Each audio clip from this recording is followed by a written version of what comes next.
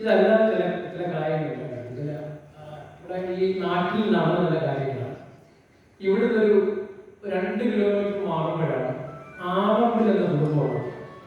അവിടെയാണ് ഈ ശ്രീനാരായണ ഗുരു, ചട്ടമ്പി സ്വാമി, ആചാര്യ ശിക്ഷൻ, തീർത്ഥവാദ സ്വാമിയൊക്കെ ഒത്തുകൂടിയിരുന്നു. പണ്ഡിത ശ്രേഷ്ഠന്മാരുടെ വലിയ ഒരു തറവാടായിരുന്നു.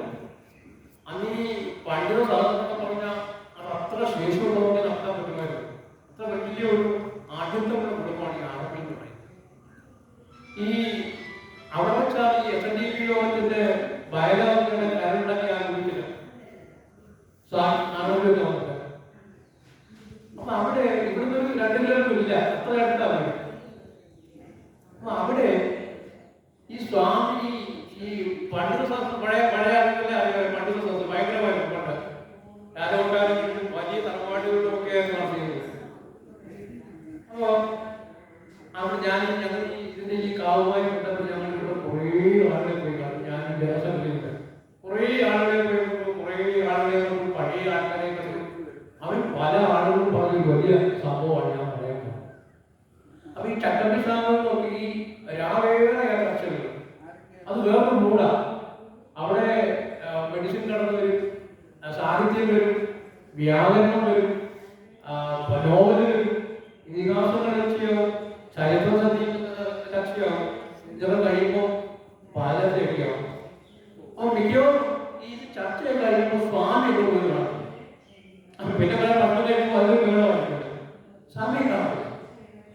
അപ്പൊ ഒരിക്കല് ആ വീട്ടിലെ ഉടമസ്ഥനായിരുന്നു ശ്രീ ഗോവിന്ദൻ ഉണ്ണിത്താൻ. ഈ ഗോവിന്ദൻ ഉണ്ണിത്താൻ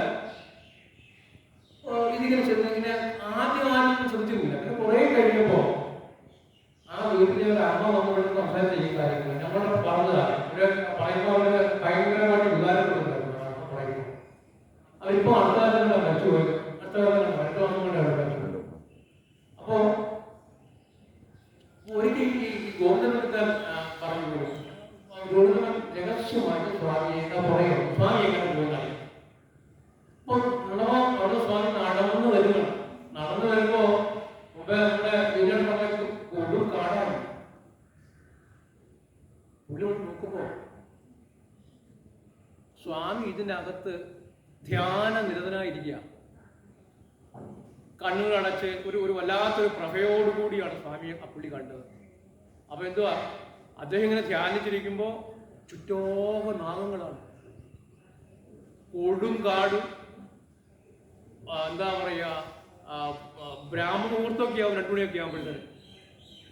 അപ്പോൾ ഇത് കണ്ട ഈ ഗോവിന്ദൻ ഉണ്ണിത്താൻ ഭയങ്കരമായിട്ട് അത്ഭുതപ്പെട്ടു എന്നുള്ളതാണ്. പുള്ളി ഇത് കണ്ട് പുള്ളി ഒന്നും സ്വാമിയെ വിളിക്കാൻ പോലും നിൽക്കാതെ പുള്ളി ഇവിടുന്ന് ഓടിയെന്നാണ് അവിടെ തിരിച്ച്.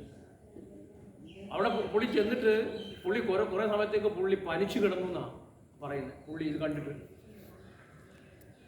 ഇത് ഈ ഗോവിന്ദൻ ഉണ്ണിത്താനാണ് ഇങ്ങനെ പല ആളുകളുടെയും പറഞ്ഞു സ്വാമി എന്താണ് എന്ന് സ്വാമി തന്നെ കാണിക്കാറുണ്ടെന്നാ പറയുക.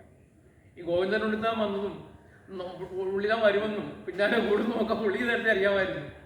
പക്ഷെ അദ്ദേഹം നടഞ്ഞു ഭാവിച്ചില്ല.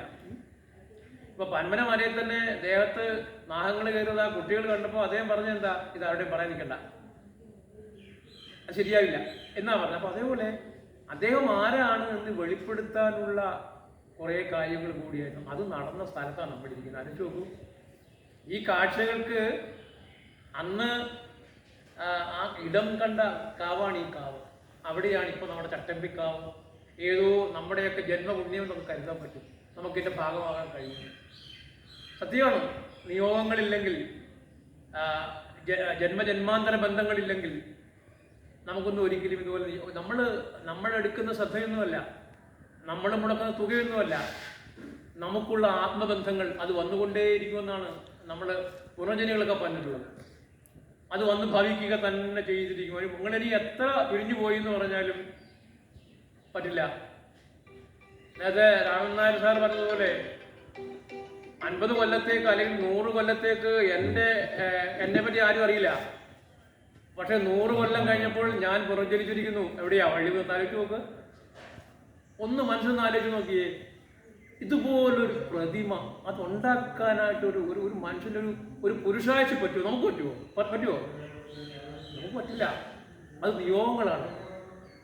എന്തും വേണ്ടി അധ്വാനിച്ചിട്ടുണ്ടാവും. ഇരിക്കുന്ന ഒരുപാട് പേര് അതിൻ്റെ ഉള്ളവരാ. ഇത് ഒണ്ടയാക്കൻ്റെ പിന്നിലൊക്കെ ഉള്ള ആളുകളാണ് ഇരിക്കുന്ന. ഈ ഭൂരിഭാഗം പേരും ശ്രീ പെരുമറ്റ ആശുപത്രി കൊള്ളുന്ന ആളുകളാണ്. അത് നിയോഗമല്ലേ? നിയോഗം തന്നെയാണ്. നിങ്ങളുടെ റോളും വേണം അതിനകത്ത്. അത് സ്വാമി തീരുമാനിക്കപ്പെട്ടിട്ടുണ്ട്.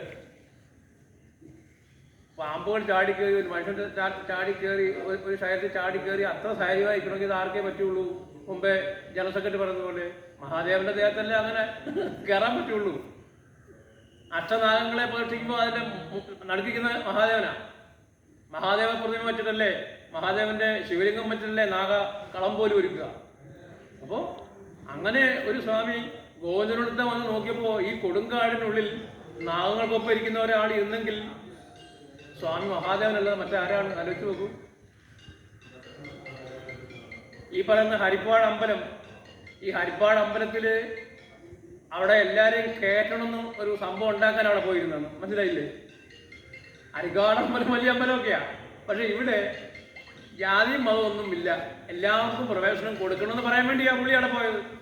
അല്ല, അവിടെ ദിവസം ചെയ്യുന്നതല്ല പുള്ളി. അത് കാരണം ഉണ്ടാക്കിയെടുത്തതാണ്. അപ്പം നമ്മളിരിക്കുന്ന ഈ പുണ്യഭൂമിയുടെ ആ ഒരു പവർ ഭയങ്കരമാണ്. നമ്മൾ ഈ പവർ ആ ഇപ്പം പറഞ്ഞ പോലെ ചട്ടമ്പിക്കാവൊക്കെ അങ്ങ് വന്ന് പതിച്ചതാ. ആ പേരൊക്കെ അങ്ങനെ ചട്ടമ്പിയുടെ കാവ് ആലോചിച്ച് നോക്കൂ. ഗോവിന്ദൻ ഉണ്ണിത്താൻ ഒരു 100 കൊല്ലം മുമ്പ് കണ്ട ചട്ടമ്പിയുടെ കാവ് യഥാർത്ഥത്തിൽ ഗോവിന്ദൻ ഉണ്ണിത്താനാണ് കണ്ടത്. അതും നല്ല ആത്മാവിൻ്റെ ഒരു ഭാഗമായിരിക്കാം. അതിന് ആ കാഴ്ച ഒരുക്കിയില്ലേ, മനോഹരമായ എന്താ പറയുക, നമ്മൾ അവതാര കാഴ്ച എന്നൊക്കെ പറയുന്നുള്ള കാഴ്ച ഒരുക്കിയ ആ മണ്ണാണിത്. അപ്പോൾ ഇതിനെ നമുക്ക് പറയാൻ കഴിയും. നമുക്ക് ഓരോരുത്തരോടെയും പറയാൻ കഴിയും. ഈ നടന്ന മുമ്പേ പറഞ്ഞ പോലെ ഈ പറയുന്ന കഥയല്ല, സംഭവമാണ് ഈ പറയുന്ന കാര്യങ്ങൾ. എത്രയോ സംഭവങ്ങൾ നമുക്ക് കേട്ടിട്ടുണ്ട്. പക്ഷെ ആ സംഭവത്തിന് നിദാനമായ ഒരു കാര്യം, ഒരു പുനർജനി പോലെയാണ് സ്വാമി പുനരവതാരം കൊണ്ടിരിക്കുന്നത്. അതിനൊക്കെ നമ്മളൊക്കെ കാരണക്കാരാവും. അത് മഹാഭാഗ്യല്ലേ. ആ ഭാഗ്യത്തിൻ്റെ കൂടെ ഒരു കാര്യം സത്യമാണ്. നമ്മൾ നാഗങ്ങളെ പറ്റി നാഗങ്ങളുടെ മന്ത്രങ്ങൾ നമ്മൾ ചൊല്ലുമ്പോൾ ആദ്യം തന്നെ പറയുന്ന ഇതാണ്. നമ്മൾ മൃത്യുഞ്ജയ വിഭൂഷായ എന്ന് പറയും. മഹാദേവൻ മൃത്യുഞ്ജയ വിഭൂഷായ, മൃത്യുഞ്ജയനെ തൻ്റെ വിഭൂഷണാണ്, നാഗങ്ങളാണ്. മൃത്യുഞ്ജയനെ ധരിക്കുകയാണ്. മൃത്യുഞ്ജയ വിഭൂഷായ രോഗതാപവിനാശിനി സർവ്വദുഃഖാപഹാരായ നാഗരാജായ എന്ന മൂലമന്ത്രം. അപ്പോൾ ഇവിടുത്തെ കാവിലെ നാഗങ്ങളെ ഭജിച്ചാൽ അത് ഈ പറയുന്ന പോലെ വെട്ടിക്കോട്ടും ഈ പറയുന്ന പോലെ ഹരിപ്പാടും പോകുന്നതിനേക്കാൾ വലിയ അനുഭവമായിരിക്കും ഇനി ഉണ്ടാകാൻ പോകുക. അത് നമ്മൾ മനസ്സിലാക്കുന്നത്. രോഗങ്ങളാണ് മാറുന്നത്, പരമാർത്ഥമാണ്. നിങ്ങൾക്കൊക്കെ അനുഭവം ഉണ്ടാവും. പരമാർത്ഥമാണ്. ഈ നാഗങ്ങളെ ഭരിച്ചാൽ, നമ്മൾ ഏത് ദൈവങ്ങളെ ഭരിച്ചാലും നമുക്ക് ഫലം കിട്ടുന്നത് അല്പം വൈകിയാണ്. നമ്മൾ തിരുമേനി പറഞ്ഞല്ലോ. പക്ഷെ നാഗങ്ങളെ ഭരിച്ചാൽ പെട്ടെന്ന് ആ ഫലസിൽ, വേഗം ആ ഫലസിൽ. സ്വാമിയും നമ്മുടെ കേന്ദ്രവും നമ്മുടെയൊക്കെ എന്താ പറയുക, നമ്മുടെയൊക്കെ മനസ്സും ചിന്തയും ഒക്കെ നമ്മളിവിടെ കൊടുത്ത് നമ്മളെ കൊണ്ടാകുന്ന പോലൊക്കെ നമ്മളിപ്പോൾ മുമ്പേ പറഞ്ഞതുപോലെ എണ്ണ ഒഴിവാക്കി നെയ്യ് കത്തിക്കാനാണ് ഉദ്ദേശിക്കുന്നത്.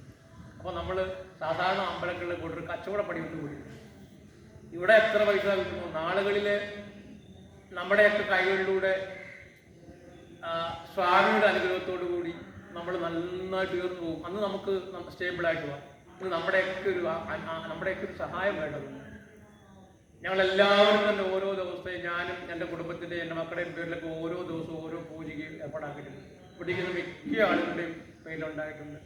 അത് നമ്മുടെ ബന്ധുക്കളെ കൊണ്ടും നമ്മുടെ സുഹൃത്തുക്കളെ കൊണ്ടും നമ്മുടെ കുട്ടികൾക്ക് വേണ്ടിയും ഒക്കെ നമ്മൾ കാണും എന്ന് പറഞ്ഞ് നിൽക്കണം എന്നൊരു അഭ്യർത്ഥന കൂടിയിട്ടുണ്ട്. അപ്പൊ അത് നമുക്കൊരു സ്ഥൈര്യത, രോഗശാന്തി. ഒരു മനുഷ്യന്റെ ജീവിതത്തില് ഞാൻ ഈ വാസുവാങ്ങാൻ പോകുന്ന വീട്ടിലൊക്കെ എല്ലാവരുടെയും പറയാറുണ്ട്. ഞാൻ വാസുവാങ്ങാൻ പോകുന്നത്, അപ്പൊ ഈ വാസുവാങ്ങാൻ പോകുന്ന വീട്ടിൽ ഞാൻ പറയാറുണ്ട്, നമുക്കൊരു ജീവിതത്തിൽ നമുക്ക് വേണ്ട എന്താ, ഏറ്റവും വലുതായിട്ട് വേണ്ടത് ഒരു മനുഷ്യന്റെ ജീവിതത്തിലെ ഏറ്റവും വലിയ സുഖം എന്ന് പറയുന്നത് രോഗമില്ലാത്ത. അതുപോലെ ഒരു സുഖമില്ല ഒരു മനുഷ്യന്. ആ രോഗശാന്തി നിത്യമായി തരുന്ന നാഗാവം അല്ലെങ്കിൽ ആ രോഗശാന്തി ഭയങ്കരമാണ്. നമുക്ക് രോഗമില്ലെങ്കിൽ നമ്മൾ എത്ര അതേ അജയ്യത അതിലോ ആ അജയ്യത്വം അത് പ്രധാനം ചെയ്യുന്ന ആവും ചക്രവർത്തിക്കാം. അത് 100%.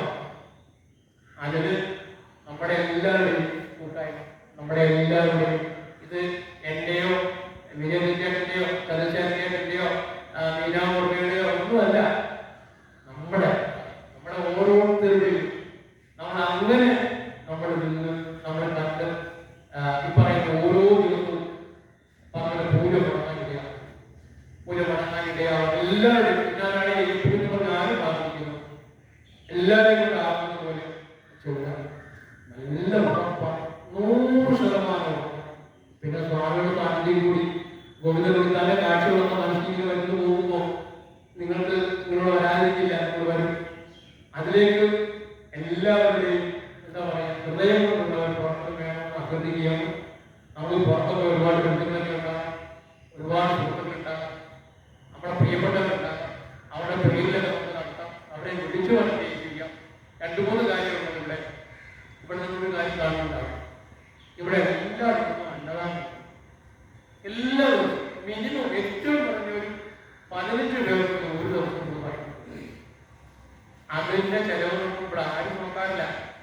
അദ്ദേഹം ഇങ്ങനെ ആ കയ്യിൽ നിന്നിട്ട് പോയി. ഇനി നമുക്ക് കാലോടാകും കൂടുതൽ പേര് ഇവിടെ വരുന്ന ഉറപ്പാണ്. ഇവിടെ വരുന്ന ഉച്ചയ്ക്ക് വരുന്ന ഒരാളെ പോലും ഭക്ഷണം കഴിക്കാൻ പറ്റും. അത് ഇതുവരെ ഇവിടെ